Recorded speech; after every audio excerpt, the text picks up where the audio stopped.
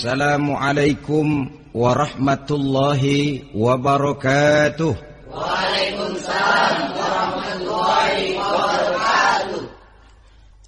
Alhamdulillah wassalatu wassalamu ala sayyidina Rasulillah sayyidina wa maulana Muhammad ibn Abdullah wa ala alihi wa sahbihi wa mawalah. La haula wa la quwwata illa billah, amma ba'du. Saudara-saudara kaum muslimin rahimakumullah.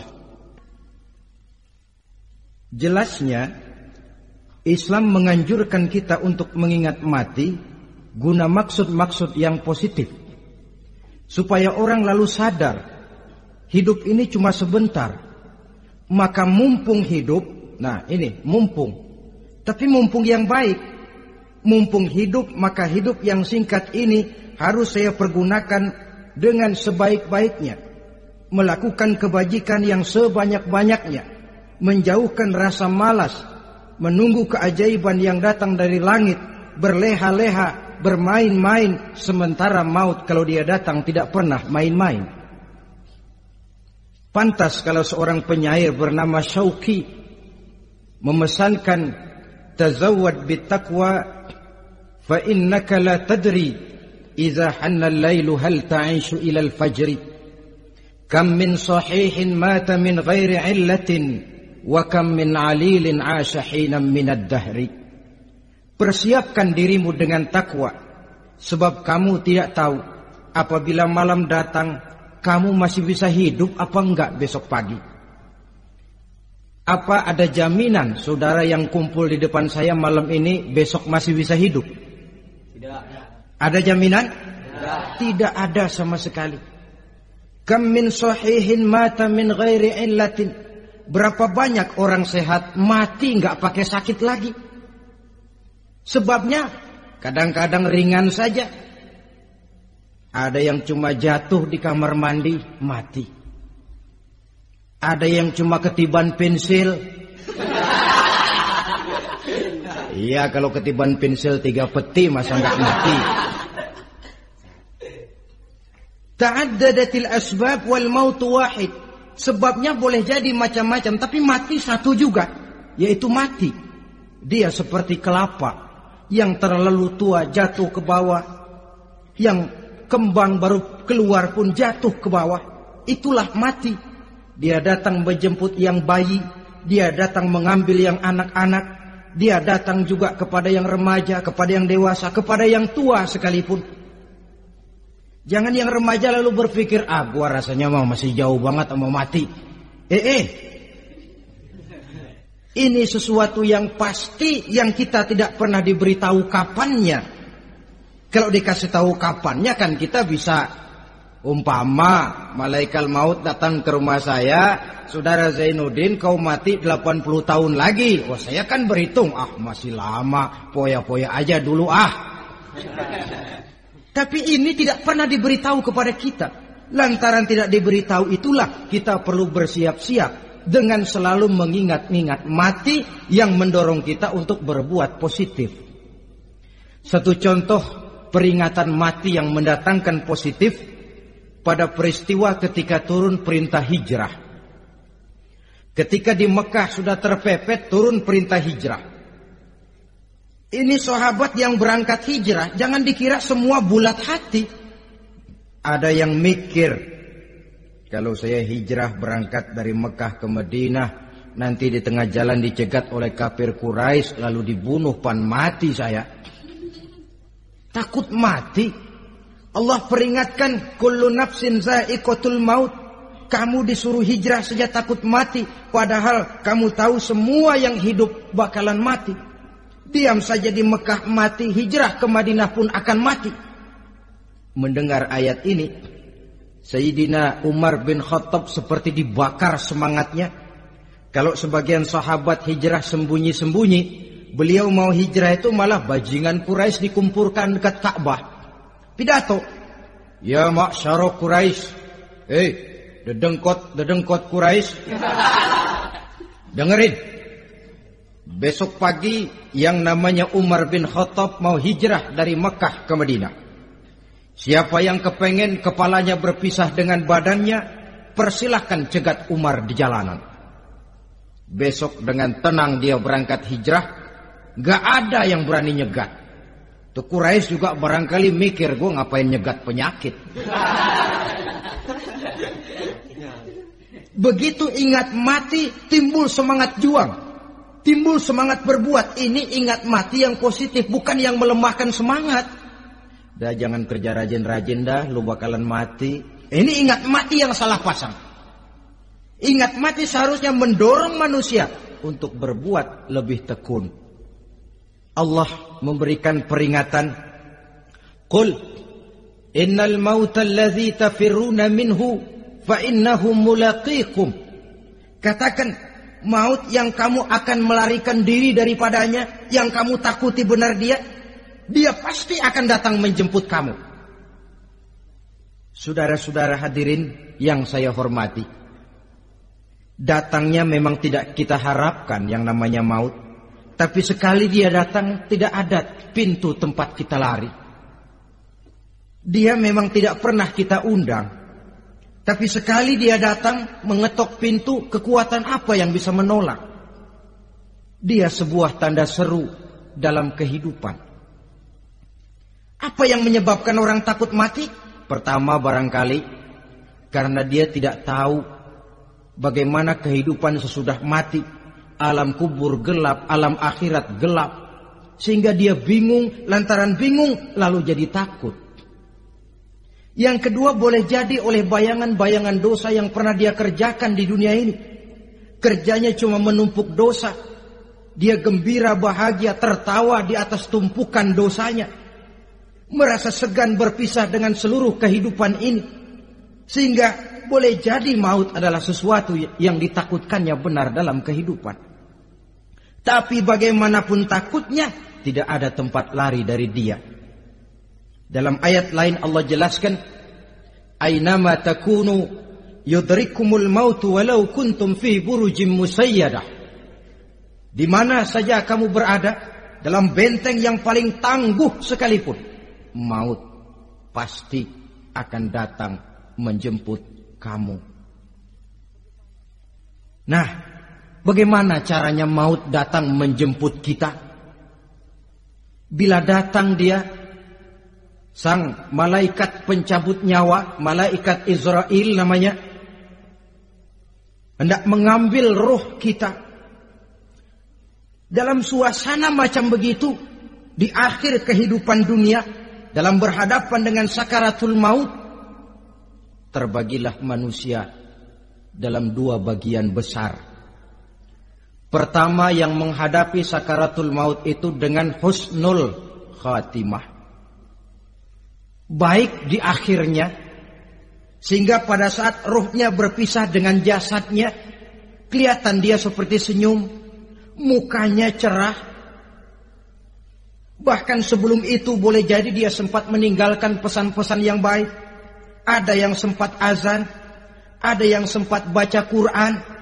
Pernah kan nemui orang yang mau mati seperti itu? Yang sempat azan, yang sempat baca Quran, yang sempat meninggalkan wasiat-wasiat yang baik. Sebab apa? Malaikat maut datang menjemput mereka juga dengan baik-baik. Dicabut ruhnya perlahan-lahan. Tapi sungguh pun perlahan-lahan. Pedihnya, sakitnya tetap tiada tara. Rasulullah Sallallahu Alaihi Wasallam, dikala beliau hendak berhadapan dengan sakaratul maut, diceritakan mencelupkan tangannya ke dalam gelas berisi air, lalu mengusapkannya ke muka beliau seraya berdoa, Ya Allah, mudahkan saya dalam menghadapi sekarat ini. Beliau juga yang mengatakan bahwa sakitnya sakaratul maut sama dengan 300 kali bacokan pedang. Sehingga kita diajarkan doa, di antara doa selamat itu kan ada Allahumma hawwin alaina fi sakaratil. Ya Allah, mudahkan saya di dalam menghadapi sakaratul maut itu. Ketika ruh ini keluar dari jasad, mata masih mengikuti ruh itu. Sehingga kadang-kadang ada yang matanya terbelalak dan tidak sempat ditutup, terbuka terus, mengikuti ruh itu keluar dari jasadnya. Adapun golongan kedua, manusia yang ketika berhadapan dengan sakaratul maut mendapatkan su'ul khatimah, jelek di penghabisannya. Sekaratnya sudah setengah mati, lalu jelek juga di akhirnya, mati dalam keadaan yang tidak baik, tidak terpuji. Ada yang lagi megang kartu, mati. Ada yang lagi di tempat ngadu ayam, mati. Ada yang lagi di tempat pelacuran, mati. Ada yang lagi megang botol minuman keras, mati. Nih barangkali malaikat maut gemes banget nariknya, lu buajingan, lu tarik terus kan. Mati su'ul khatimah. Makanya bagus itu. Kadang-kadang di majelis-majelis taklim kan sering dibaca, ya Allah biha, ya Allah biha, ya Allah bihusnil khatimah. Kan ada itu? Ada enggak? Saudara hadirin, mohon agar oleh Allah kita diberikan husnul khatimah, baik di saat ruh akan berpisah dengan jasad. Ini sesuatu yang pasti. Sang malaikat maut datang menjemput nyawa. Setelah ruh berpisah dari badan, maka tinggallah sang badan, ditangisi oleh semua yang kita tinggalkan. Sehingga kepada putrinya Fatimah, ketika malaikat maut datang hendak menjemput baginda Nabi, beliau berkata kepada anaknya, Fatimah, kamu tahu siapa yang datang? Saya tidak tahu, Bapak. Yang datang hadimul lazat. Itu dia yang menghancurkan seluruh kesenangan dunia. Wa qati'us syahwat, yang memisahkan kita dengan seluruh yang kita cintai. Dia malaikat maut, Pak. Manakala jasad sudah ditinggalkan oleh ruh, itulah yang dikerubungi orang. Anak menangis, istri menangis, orang tua bersedih, teman-teman merasa kehilangan, menangisi jasad. Diuruslah jasad kita, dimandikan sebagaimana mestinya, dikafankan dengan kain putih 3 lembar. Itu yang hendak kita bawa kembali ke tempat asal kita. Pakaian sutra, jas yang mereknya Switzerland wool, kain yang Samarinda, sepatu yang Belly atau Beltoni, jam tangan yang Rolex, kendaraan yang serba mewah. Tidak ada yang menyertai kita. Kain putih 3 lembar itu saja lagi. Demi setelah dikafankan, dibujurkan, kita menghadap ke arah kiblat. Orang banyak pun datang menyolatkan kita dengan 4 takbir, diiringi dengan doa. Lalu upacara pelepasan, berangkat kita meninggalkan anak, istri, suami, kampung halaman, tanah air, bahkan alam dunia ini. Selamat tinggal alam dan seluruh isinya. Tinggallah yang tinggal. Saya akan kembali ke tempat asal dari mana saya datang, untuk kembali mempertanggungjawabkan seluruh perbuatan saya dalam kehidupan ini. Manakala upacara pelepasan selesailah sudah, dimasukkan kita ke keranda jenazah. Digotong orang, bismillah wa ala millati rasulillah. Dibawa ke tempat peristirahatan terakhir katanya. Padahal dulu kalau mau kita istirahat, ke villa lah kita, ke Bali lah kita, ke Hong Kong lah kita, ke tempat-tempat tamasya yang indah. Oh, rupanya akan sampai juga perjalanan menuju tempat peristirahatan terakhir, yang luasnya tidak akan lebih dari 2 kali 1 meter. Diusung orang kita, diantarkan orang banyak. Manakala sampai ke atas liang lahat, pengusung jenazah dibuka, diturunkan kita ke liang lahat, dibaringkan. Gumpalan tanah akan jadi bantal kita. muka dibuka, dihadapkan ke arah kiblat. Setelah itu ditutup liang lahat kita dengan kayu. Masih belum kurang, diuruk dengan tanah. Yang menguruk orang-orang yang tadinya mencintai kita, menyayangi kita. Tapi ketika jasad sudah ditinggalkan ruh, habis rupanya cintanya. Coba jasad kalau sudah ditinggalkan ruh, 3 hari aja di rumah, serem. Ya mayit, siapa yang betah nemenin mayit?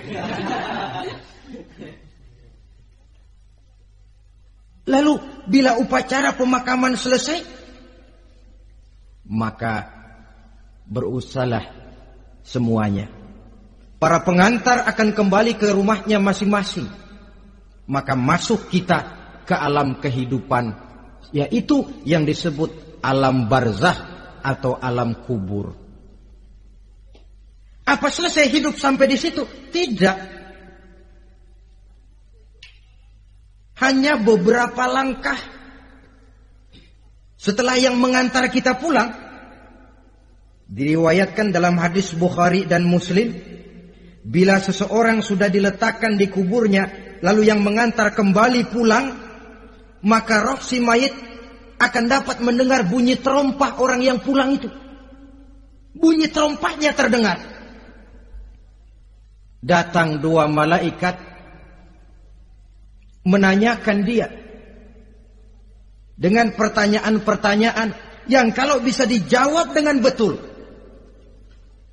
2 malaikat yang bernama Munkar Nakir akan bilang, jawabanmu betul. Tenanglah kau di sini, naumatal arus. Tidurlah kau di sini seperti tidurnya pengantin. Orang yang baik-baik di alam kuburnya akan mendapat nikmat kubur. Sehingga masa penantian yang lama, sebab jangan lupa, kita masuk ke kubur itu kan menunggu sampai datangnya hari kiamat. Jadi kalau kiamat umpamanya masih 1000 tahun lagi, ya 1000 tahun kita menunggu. Orang yang baik-baik penantian di alam kubur, kata malaikat, naumatal arus. Tidurlah kamu seperti tidurnya pengantin. Bagaimana sih tidurnya pengantin? Enggak berasa. Iya, kata anak sekarang, endah aja udah. Begitu mendusin pagi, kata lakinya, malam sebentar bener ya Neng. Sebentar betul katanya malam. Iya tentu saja tidak terasa. Kenapa? Dia tidak pernah memikirkan waktu. Terbawa oleh kenikmatan dan kelezatan yang dirasakannya dalam kehidupan.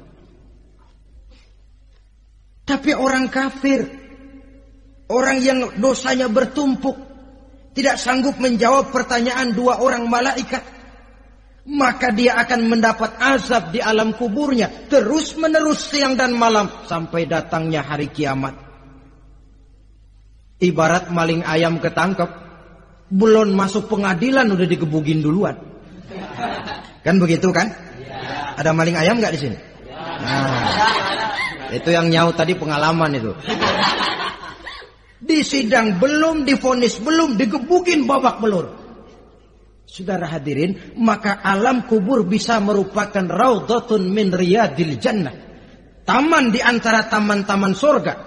Pun juga bisa merupakan hufratun min hufarin niran. Menjadi liang daripada neraka. Ada lagi riwayat yang dari Imam Muslim yang diperoleh dari Zaid bin Sabit. Zaid bin Sabit cerita, satu hari kami bersama Rasulullah sallallahu alaihi wasallam berada dalam kebun kepunyaan Bani Najjar. Rasulullah sedang duduk di atas keledai. Tiba-tiba entah bagaimana itu keledai terkejut, kaget, berontak, hampir Rasulullah jatuh. Rasulullah kemudian bertanya, rupanya di kebun itu ada kuburan tua, 5 atau 4 kuburan. Rasulullah lalu bertanya, saudara-saudara ada yang tahu nggak ini kuburan siapa? Nggak ada ya Rasulullah. Memang kenapa? Ini penghuni kuburnya lagi disiksa oleh Allah. Andai kata boleh saya mohon kepada Allah supaya kamu dengar seperti yang saya dengar. Andai kata saja kamu kuat mendengarnya, saya pasti akan berdoa. Tapi sayang, saya yakin kamu pasti tidak akan kuat mendengar mereka mendapat azab di kuburnya. Hadis sahih riwayat Imam Muslim dari Zaid bin Sabit. Kehidupan di alam barzah. Pak, iya kalau yang matinya dikuburin. Lah kalau yang matinya diceburin ke laut, dibakar, di medan perang hilang gak ketahuan kemana jenazahnya. Saudara, hilang kek, dikubur kek, di dalam lautan direndam kek, itu kan cuma logika kita. Menurut Allah tidak ada perbedaan orang mati dikubur di dasar lautan, atau dibakar sampai jadi abu, atau gugur di medan perang tidak ketemu jenazahnya. Entah mereka tetap masuk ke alam barzakh namanya. Jasad boleh hancur, tapi roh sebagai sumber kehidupan, pusat kesadaran dan pengertian, dia tetap ada, mengalami kebahagiaan dan kegembiraan, atau mengalami kepedihan dan penderitaan, bergantung kepada amalan yang kita lakukan dalam kehidupan di dunia ini.